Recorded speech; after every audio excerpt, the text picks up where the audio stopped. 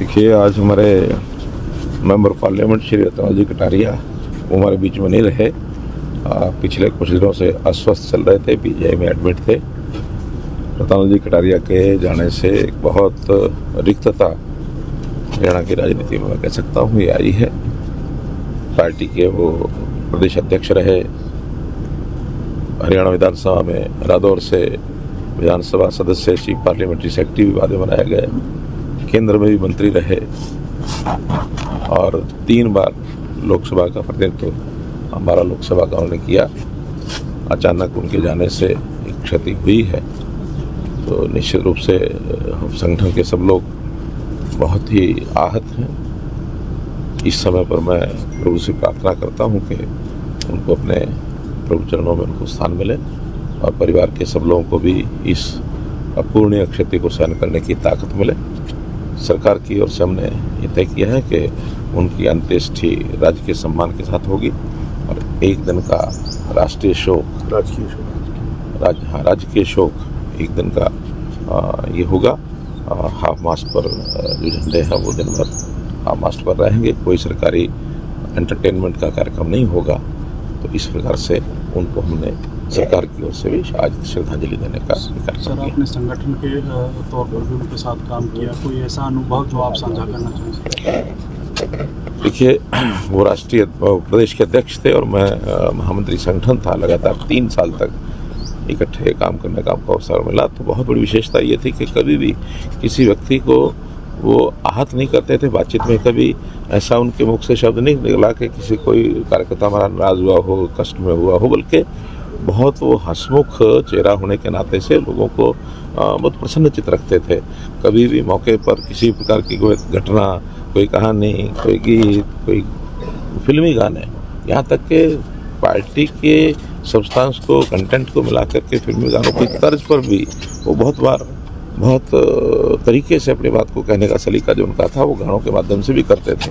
कटाक्ष भी करते थे विपक्षी लोगों के ऊपर, तो गानों के, गीतों के माध्यम से करते थे। विपक्ष के लोग भी कई बार तो बड़े आनंद लेते थे उन चीज़ों का। तो एक हंसमुख चेहरा जिस प्रकार का था, मैं समझता हूँ कि एक बहुत अद्भुत ये गुण उनका, ये हमको सबको पसंद आता था। देखिए, कटारिया जी बहुत ही साधारण परिवार से बहुत असाधारण यात्रा उन्होंने केंद्रीय मंत्री तक की पूरी की।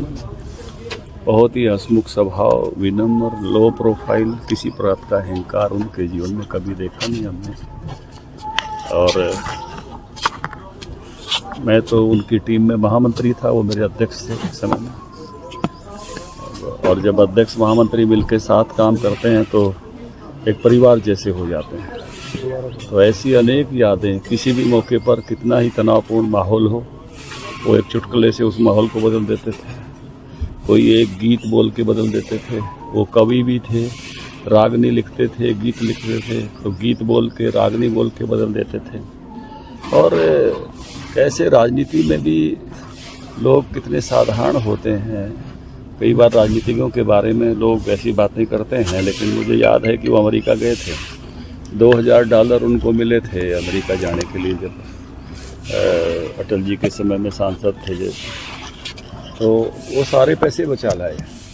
घर में शादी होने वाली थी बहन की, कि वहाँ कोई पैसे खर्च नहीं किए।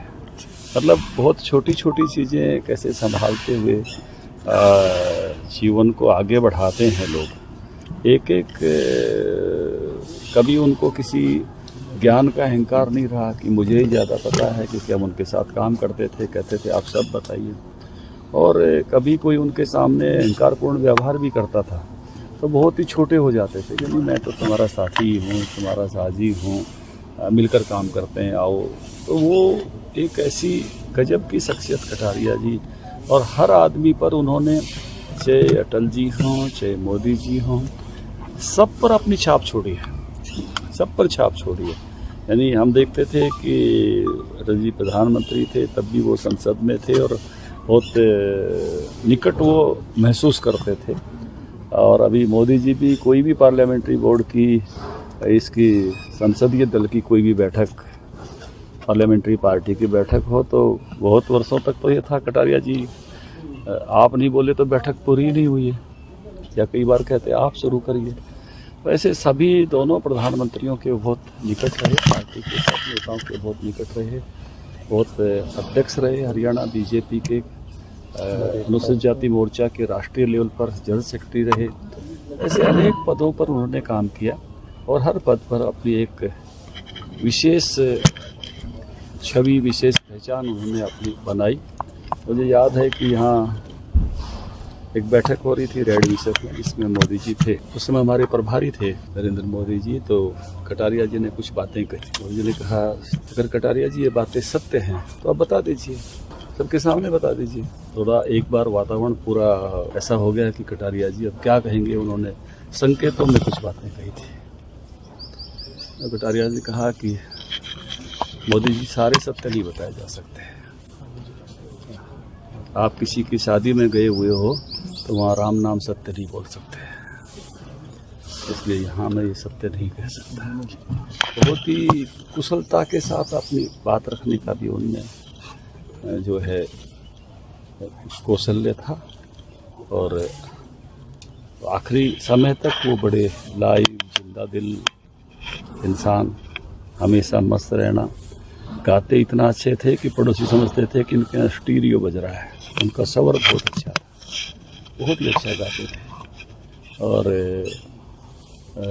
इतने हंसमुख। जैसे मैंने कहा कि कोई भी हरियाणा का मुख्यमंत्री रहा हो और कटारिया साहब मिलने गए हैं तो उसने ये जरूर कहा कि कटारिया जी एक दो चुटकुले तो बता दो। यानी सबके जीवन में खुशी का, हंसी का रंग भर देते थे। इसलिए मैंने आज उनके लिए यही कहा है कि वो हंसते हंसते हम सबको रुला गए। अपना शुरू किया करियर से पॉलिटिकल, क्या कहेंगे सर इस अपने 36%? ये कटारिया जी बहुत ही साधारण परिवार से बहुत असाधारण यात्रा उन्होंने केंद्रीय मंत्री तक की पूरी की। का जहाँ हम सबको दुख है वहीं पार्टी को बड़ा भारी नुकसान भी है और बहुत लंबे टाइम से वो पार्टी का काम वो देख रहे थे, कर रहे थे। संघर्ष उन्होंने किया बहुत बड़ा और हम जैसे जो उनके बाद कार्यकर्ता है तो हमारे मार्गदर्शक भी है। मैं समझता हूँ जब 1991 में मुझे टिकट मिला सबसे पहले वही वहाँ पे उसकी जानने के लिए उसके लिए आए और व्यक्तिगत भी मेरे मतलब मेरे मित्र भी थे और मार्गदर्शक भी। मुझे बड़ा भारी दुख है इस बात का और जिस प्रकार से उन्होंने संघर्ष किया और यहाँ तक पहुँचे। वो MLA भी रहे और हरियाणा सरकार में मंत्री रहे और 3 बार वो MP चुने गए और केंद्र में मंत्री बने और पार्टी में वो सभी पदों पर रहे, जिला महामंत्री से लेके और राष्ट्रीय महामंत्री तक के पद पे मोर्चे के और हरियाणा में प्रदेश अध्यक्ष तक सभी पदों को उन्होंने सुशोभित किया। और मैं जब से पार्टी में देख रहा हूँ तब से चाहे कोर ग्रुप है,